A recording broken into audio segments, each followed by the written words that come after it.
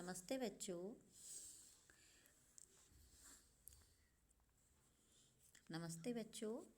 कल हम लोग पढ़ रहे थे कारक, और कारक में हमने पढ़ा था, अपन द्वितीय विभक्ति के नियम पढ़ चुके हैं, तृतीया के भी नियम हम पढ़ चुके हैं, और साथ ही हमने कल पढ़े थे चतुर्थी विभक्ति के कुछ नियम। ठीक है, तो ये जो है आपको मैंने कक्षा में भी पहले भी कई बार बताया था कि ये जो अभी चल रहा है अपना द्वितीया, तृतीया, चतुर्थी, पंच और चतुर्थी तक तो बहुत ज़्यादा इम्पोर्टेंट है आपको जो भी बताए गए हैं नियम। और इसके अलावा पंचमी और षष्ठी और सप्तमी, इनमें भी जो कुछ प्रमुख हैं वह भी आपको अब समझाए जा रहे हैं। और जहाँ पर भी ये अंडरलाइन हो रही है, आपको दिखाई दे रही होगी पेंसिल से, वही आपको कॉपी में लिखना है। ठीक है, और इसके अलावा उदाहरण जो दिए गए हैं वो तो लिखने ही आपको, और लेकिन कॉपी में जो लिखना है वो सिर्फ आपको हिंदी में मैं लिखवाती थी, आपको पता है। तो इसमें भी आपको ये जो अंडरलाइन किया मैंने पेंसिल से, बस वो ही लिखना है, और इसके अलावा उदाहरण लिखने हैं, और साथ ही मैंने कारण वगैरह भी इसमें लिख के दिए हैं, वह भी आपको लिखने हैं। तो देखिए, आज हम पढ़ते हैं पंचमी विभक्ति। अब हम पढ़ते हैं पंचमी विभक्ति। ठीक है, पंचमी विभक्ति में कारक कौन सा होता है आपको पता होगा। पंचमी विभक्ति में होता है अपादान कारक। कौन सा कारक होता है पंचमी विभक्ति में? अपादान कारक। ठीक है, और अपादान कारक का चिन्ह क्या होता है? से अलग। किसी भी स्थिर वस्तु से कोई भी चीज़ जो अलग होती है तो उसे अपादान कारक हम कहते हैं। ठीक है, तो देखिए, पृथक होने पर जो स्थिर है उसकी अपादान संज्ञा और अपादान में पंचमी विभक्ति प्रयुक्त होती है। ठीक है, जो भी स्थिर वस्तु होती है, ठीक है, और उससे दूसरी वस्तु जो अलग होती है उसकी उस स्थिर वस्तु की क्या होती है? अपादान संज्ञा होती है। ठीक है, और अपादान में आपको पता है कौन सी विभक्ति होती है? पंचमी विभक्ति। ठीक है, अब देखेंगे जैसे कि इसके उदाहरण देखेंगे। वृक्षात पत्रम पतति, पेड़ से पत्ता गिरता है। ठीक है, अब देखिए इसमें जो स्थिर है वह क्या है? पेड़ या वृक्ष कहेंगे। ठीक है, तो जो स्थिर है वह है वृक्ष, और अलग क्या हो रहा है उससे? पत्ता। ठीक है, लेकिन वृक्ष जो है वह अपनी जगह पर स्थिर है। ठीक है, उसमें कुछ नहीं हो रहा है, और अलग हो रहा है पत्ता। लेकिन इसमें यहाँ पर इसलिए जो स्थिर वस्तु क्या हुई? वृक्ष हुई, तो उसमें पंचमी विभक्ति का प्रयोग हुआ है। ठीक है, जैसे कि वृक्ष शब्द इसमें स्थिर है, तो वृक्ष शब्द में पंचमी विभक्ति का प्रयोग हुआ है। ठीक है, इसी प्रकार से निरपः ग्रामात् आगच्छति, राजा गांव से आता है। तो देखिए, गांव जो है वह अपनी जगह पर स्थिर है, और लेकिन अलग कौन हो रहा है? राजा। तो इसलिए जो स्थिर है उसमें पंचमी विभक्ति का प्रयोग होगा। ठीक है, तो गांव अपनी जगह पर स्थिर है तो उसमें पंचमी विभक्ति प्रयोग हुआ, और जो नृप है अर्थात जो राजा है वह उससे अलग होके आ रहा है, लेकिन गांव अपनी जगह पर स्थिर है। तो इसका मतलब यह हुआ, आपको फिर से बताएंगे कि जो स्थिर वस्तु होती है, वस्तु हुई या स्थान हुई या जो भी है, तो जो स्थिर होगा उसमें पंचमी विभक्ति का प्रयोग होगा, ना कि जो अलग हो रहा है उसमें होगा। ठीक है, आगे देखते हैं।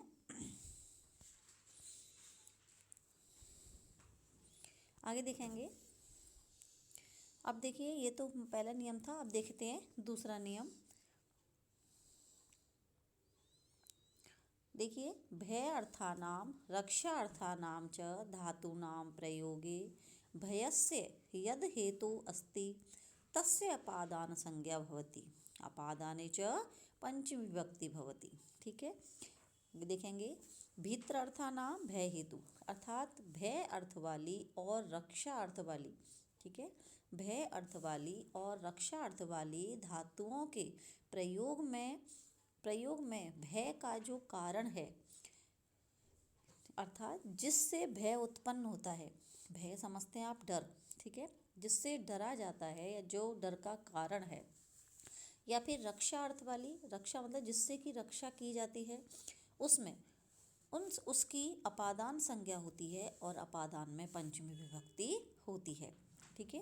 तो इसका अर्थ ये है कि भय अर्थ वाली और रक्षा अर्थ वाली जो धातुएं होती हैं उनकी अपादान संज्ञा होती है, और भय और अर्थ और रक्षा अर्थ वाली धातुओं के साथ में पंचमी विभक्ति का प्रयोग होता है, जिससे भयभीत हुआ जाता है या डरा जाता है या जिससे रक्षा की जाती है या बचाया जाता है, उसमें पंचमी विभक्ति का प्रयोग होता है। देखेंगे जैसे कि उदाहरण देखेंगे, बालकः सिंहात विभेति।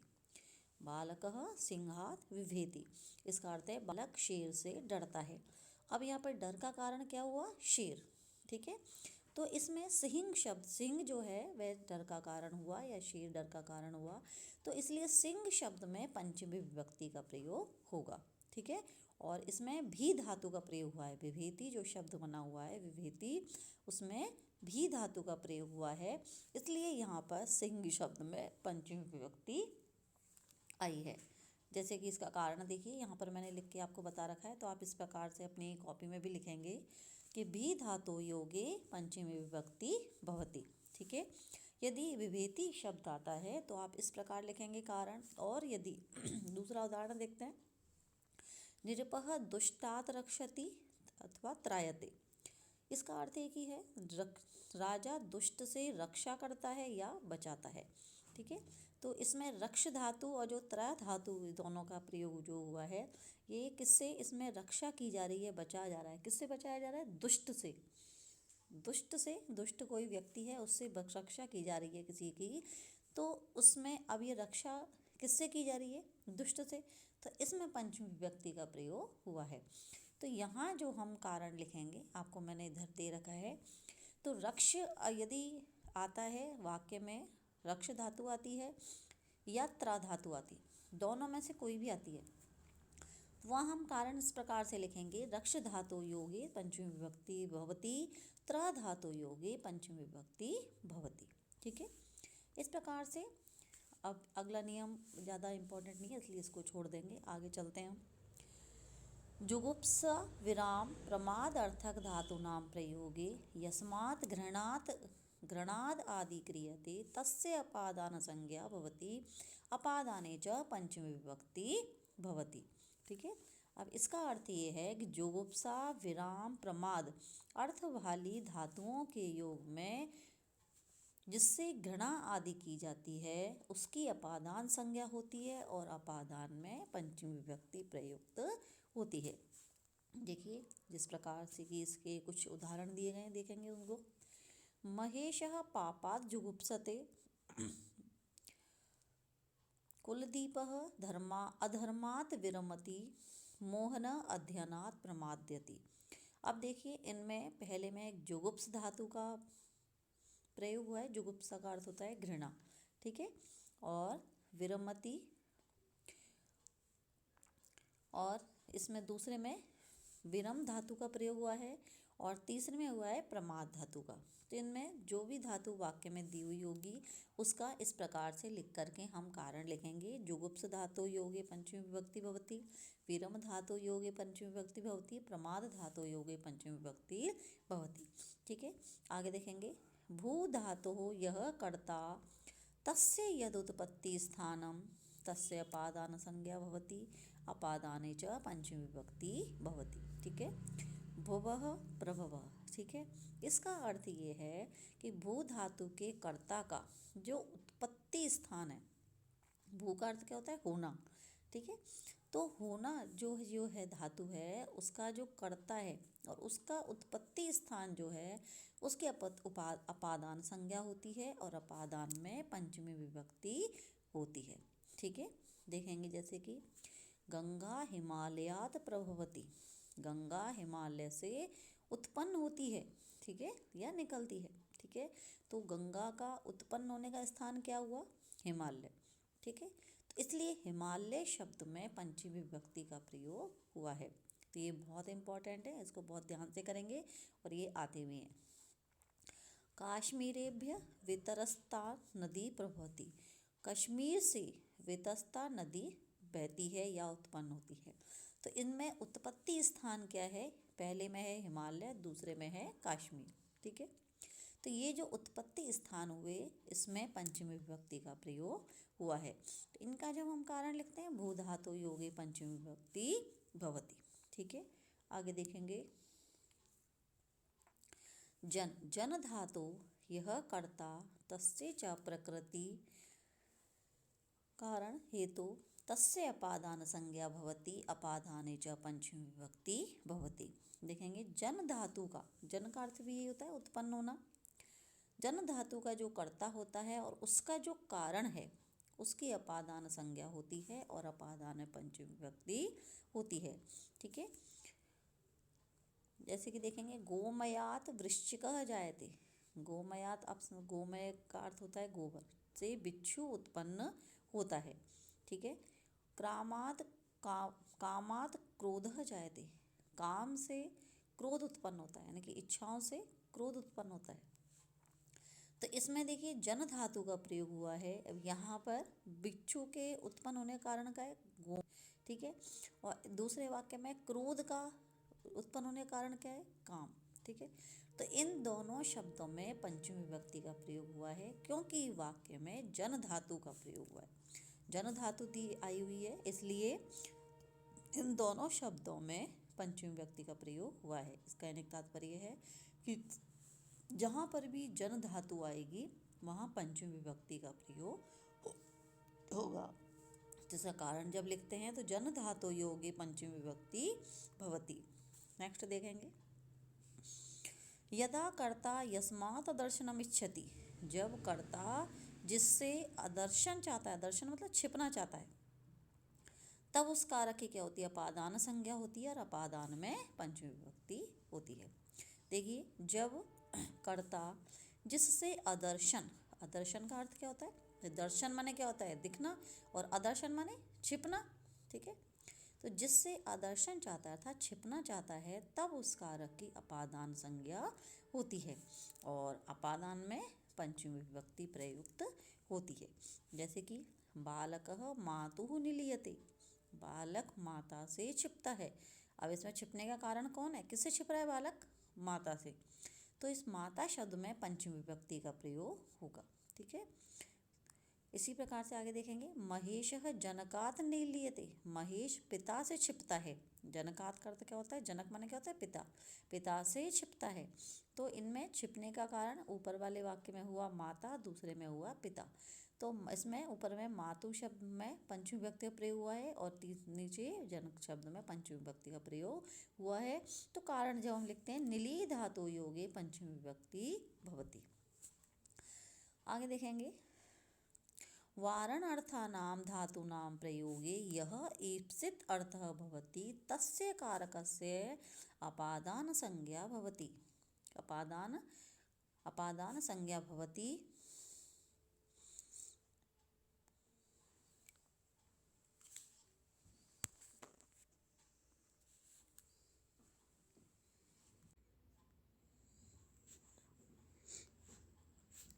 देखेंगे वारणार्थानां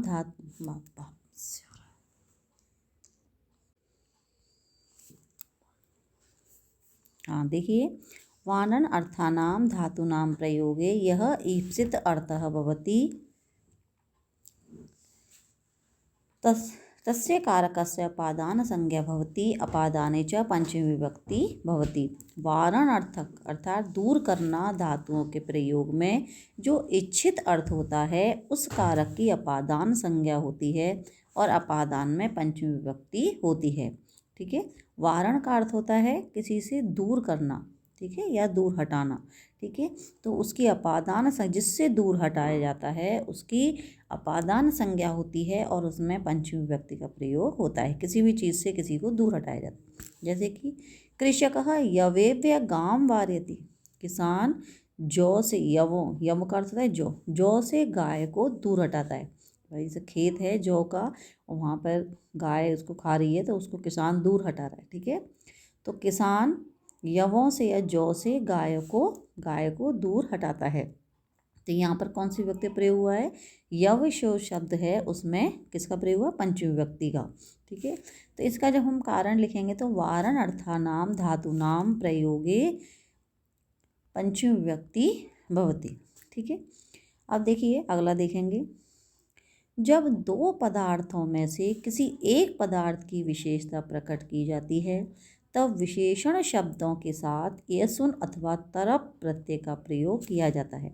आपने देखिए प्रत्यय पढ़े थे, तरप और तमप प्रत्यय। इसमें आपको उस समय भी बताया गया था कि तरप प्रत्यय में क्या होता है, दो की विशेषता, दो में से किसी एक की विशेषता प्रकट की जाती है, बताई जाती है, तो वहाँ पर तरप प्रत्यय का प्रयोग होता है। और जिससे विशेषता प्रकट की जाती है उसमें पंचमी विभक्ति का प्रयोग होता है।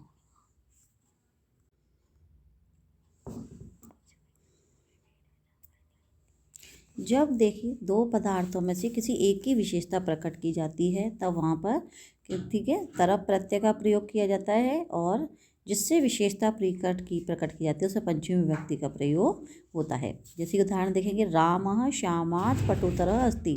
राम श्याम से चतुर है, पटुतर का अर्थ होता है चतुर है, तो किससे ज़्यादा विशेषता प्रकट की जा रही है, श्याम से। ठीक है, उससे तुलना की जा रही है श्याम से, इसलिए इसमें किसका, पटुतर शब्द में हुआ है तरप प्रत्यय का प्रयोग, और इसमें तरप प्रत्यय है इसलिए श्याम शब्द में पंचमी विभक्ति का प्रयोग हुआ है। ठीक है, तो इस प्रकार से ये आप देखेंगे। आगे देखेंगे, जैसे अगला वाक्य, माता भूमि गुरुतरः अस्ति। माता भूमि से क्या है, गुरुतरा अर्थात श्रेष्ठ है। ठीक है, तो इसमें देखिए इसमें भी गुरुतरा शब्द में तरप प्रत्यय का प्रयोग हुआ है, इसलिए इसमें भूमि शब्द में पंचमी विभक्ति का प्रयोग हुआ है। तो यहाँ लिखेंगे तरप प्रत्ययस्य योगे पंचमी विभक्ति भवति। जननी जन्मभूमिश्च स्वर्गात् अपि गरीयसी। अब यहाँ पर देखिए जननी जन्मभूमि, ठीक है, स्वर्ग से भी महान है। जननी यानी कि माता, और जन्मभूमि अपनी जन्म स्थान जो है ये स्वर्ग से भी महान है या श्रेष्ठ है।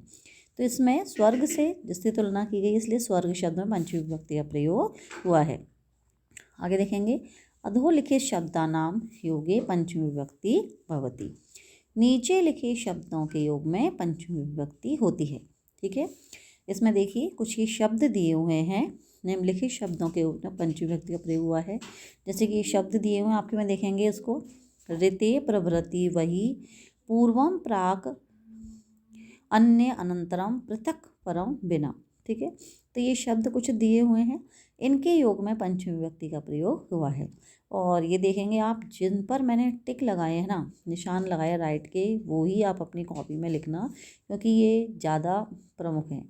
या फिर अगर आप पूरे लिखना चाहो तो पूरे लिख सकते हो, लेकिन जो मेन जो है ना वो यही हैं जो मैंने निशान लगाए, उनको तो बहुत अच्छी तरह से आपको करना ही।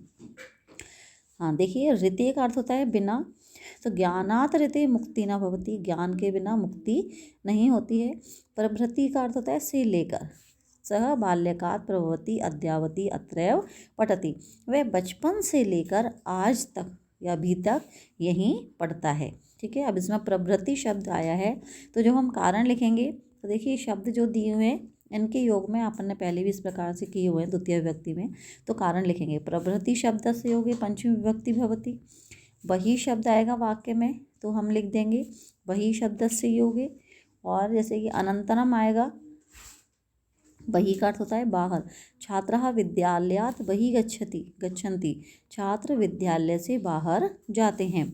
आगे देखेंगे, अनंतरम यानी कि अर्थ होता है बाद, यशवंतः पठनात् अनंतरम क्रीडा क्षेत्रम गच्छति, यशवंत पढ़ने के बाद खेल के मैदान में जाता है।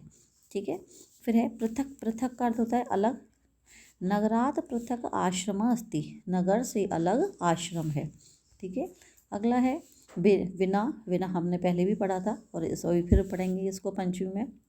धनात् बिना जीवनम व्यर्थम, धन के बिना जीवन व्यर्थ है।